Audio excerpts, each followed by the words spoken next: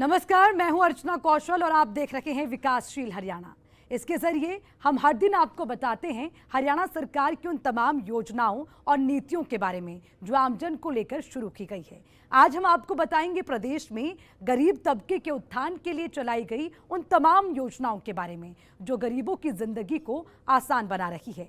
आज के शो में बात होगी स्वनिधि योजना से लेकर अंत्योदय परिवार उत्थान योजना की।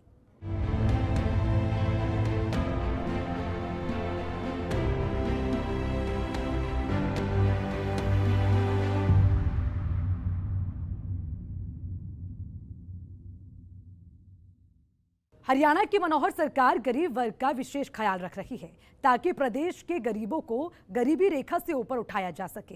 रेहड़ी पटरी वालों के लिए शुरू की गई स्वनिधि योजना आज गरीबों के रोजगार में काफी सहायता कर रही है, जिस कारण आज गरीब वर्ग मुख्यमंत्री मनोहर लाल का गुणगान कर रहा है।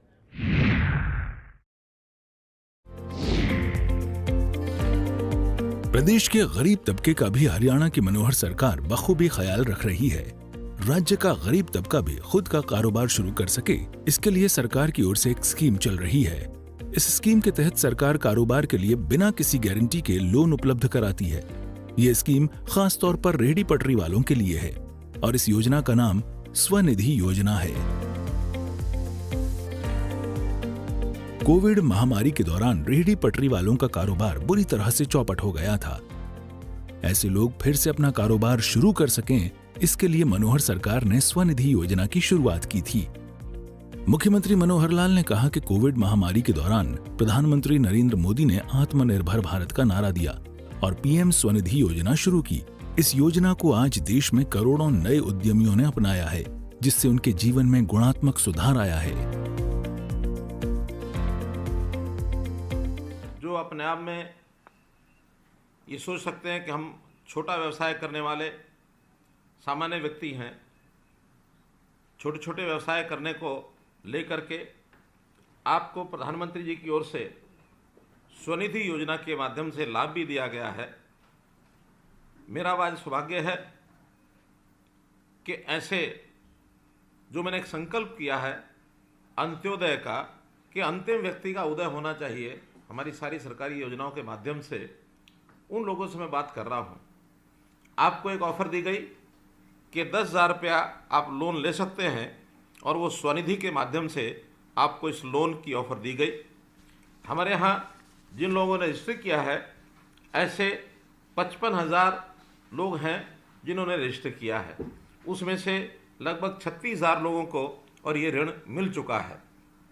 लेकिन मैं ये भी मानता हूँ कि ये संख्या केवल 55,000 ही नहीं होगी, लाख से ऊपर भी संख्या ऐसी जाएगी कि जो शहरों के अंदर अपना छोटा काम करते हैं, कहने को रेहड़ी फड़ी व्यवसाय करते होंगे, कहीं खोमचा लगाते होंगे, लेकिन आप लोग वास्तव में हमारे जो आर्थिक स्थिति है, जो हमारा एक प्रकार का जो बड़ी बड़ी कंपनियां भी काम नहीं कर सकती, वो काम आप कर रहे हैं।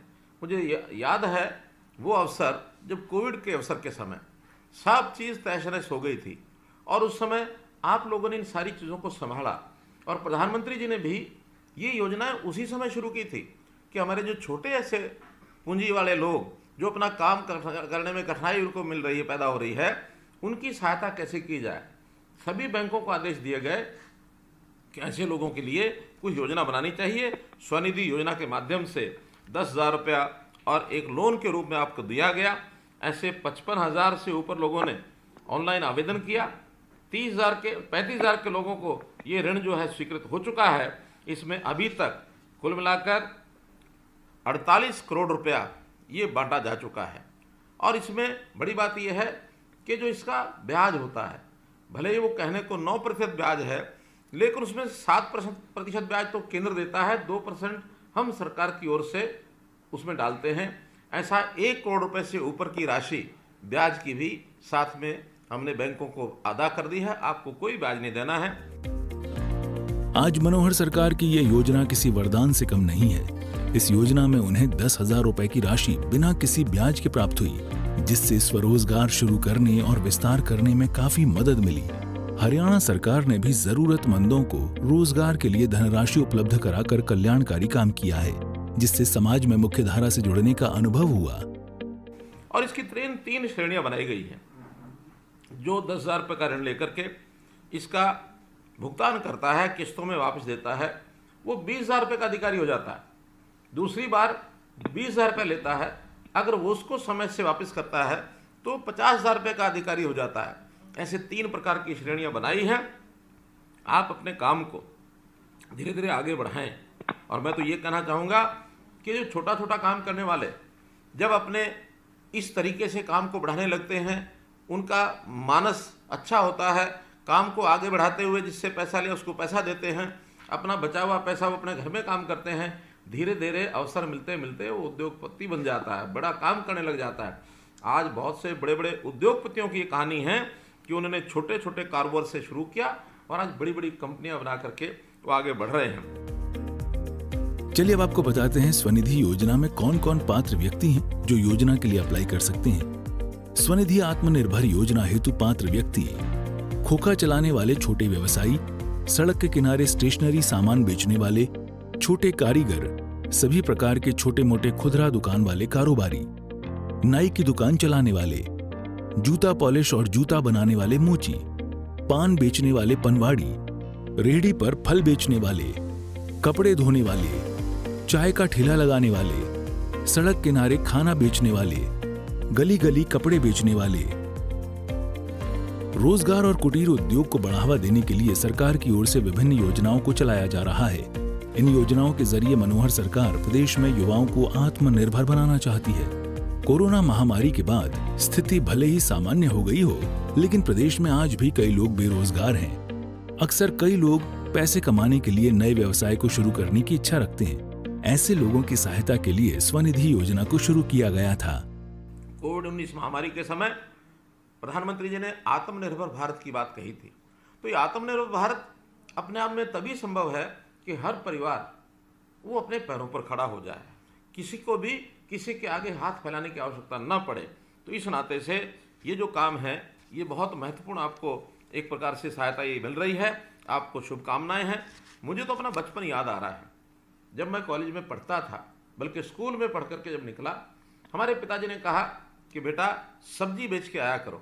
मैं अपने खेतों से सब्जी लेता था, रोहतक की सब्जी मंडी बेच के आता था, उसके बाद पढ़ाई करने के लिए मैं जाता था। तो काम कोई भी है, कोई छोटा नहीं है। काम अपने हाथ से करना, अपनी शरीर मेहनत से करना, इसके अंदर बहुत आनंद आता है, बहुत खुशी मिलती है। इसलिए आप देश को एक प्रकार से आत्मनिर्भर बनाने के लिए जिस प्रकार का काम कर रहे हैं, ये बहुत सराहनीय काम है। हरियाणा में स्ट्रीट वेंडर्स की संख्या 1 लाख से ऊपर है। इसलिए वर्तमान में जिन लाभार्थियों ने इस योजना का लाभ उठाया है, वो अपने आसपास अन्य लोगों को भी इस योजना का लाभ उठाने के लिए प्रोत्साहित करें। सरकार का लक्ष्य इस योजना को 1 लाख लोगों तक पहुंचाकर लाभ देना है। इसके लिए स्ट्रीट वेंडर्स को ऋण उपलब्ध कराने के लिए मेले लगाए जाएंगे। इन मेलों का उद्देश्य स्ट्रीट वेंडर्स को व्यवसाय में आगे बढ़ने के लिए प्रेरित करना है।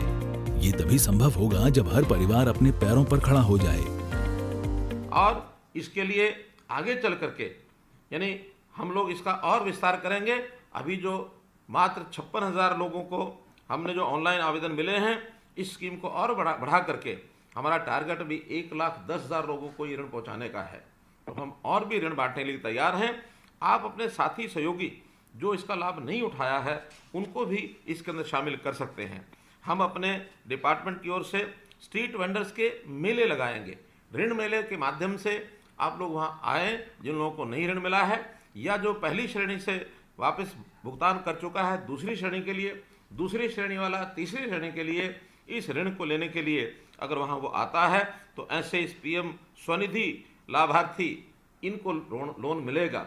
और आपको वहाँ पर अच्छी कहानियाँ, जो ऐसे सफल एक प्रकार से जो व्यवसाय करने वाले छोटे छोटे व्यवसाय से आगे बढ़े हैं, ऐसी उनकी सफलता की कहानियाँ वो भी आगे बताई जाएंगी, ताकि आपको प्रेरणा मिले और आप अपना ऋण चुका करके इस चीज़ को आगे बढ़ा सकें।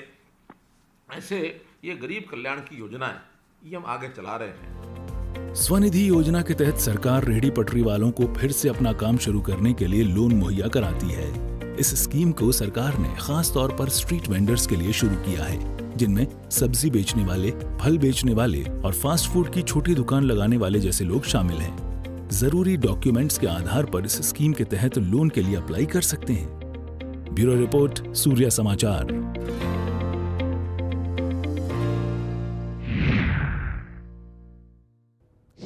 महिला हो या युवा या बात फिर गरीब तबके की हो, आज इन्हें मनोहर सरकार सशक्त और आत्मनिर्भर बनाने के लिए लगातार काम कर रही है ताकि प्रदेश का हर वर्ग अपना खुद का विकास करने में सक्षम हो। मनोहर सरकार की ओर से चलाई गई आज सब नीतियों का लाभ सभी वर्गों को भरपूर मिल रहा है, जिस कारण मुख्यमंत्री मनोहर लाल आज प्रदेश के सबसे लोकप्रिय मुख्यमंत्री साबित हो रहे हैं। चलिए दीजिए इजाजत, कल फिर मिलेंगे इसी विकासशील हरियाणा में। नमस्कार।